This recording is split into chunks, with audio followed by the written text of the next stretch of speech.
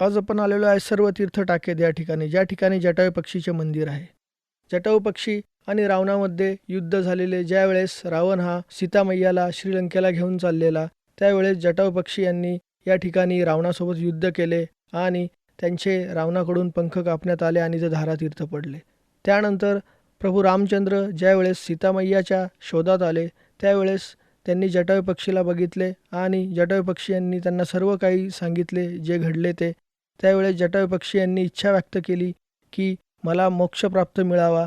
त्यामुळे श्री प्रभू रामचंद्र यांनी या ठिकाणी बाण मारून पाणी काढले. तसेच ते पाणी जटायू पक्षीला पाजले आणि जटायू पक्षी यांनी त्यांच्या मांडीवर या ठिकाणी प्राण सोडले. तसंच या ठिकाणी एक पिंड आहे आणि त्यामध्ये शिवलिंग आहे. हे शिवलिंग जर तुम्ही 3 बोटाने काढतात तर तुमची इच्छा पूर्ण होती, अशी भाविकांची मान्यता आहे.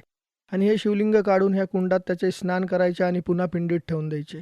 तसंच या ठिकाणी स्नान केल्यानंतर सर्व तीर्थाचा लाभ होतो असे मानले जाते.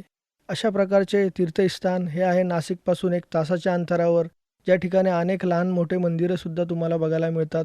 श्री गुरु दत्तांचे मंदिर, महादेवाचे मंदिर आणि अनेक अशा लहान छोट्या मोठे मंदिर तुम्हाला बघायला भेटतात. आणि या ठिकाणी महाशिवरात्रामध्ये खूप मोठी यात्रा भरते. त्यामुळे अशा ऐतिहासिक ठिकाणी तुम्ही देखील भेट देऊ शकतात. सर्वांना जय श्रीराम.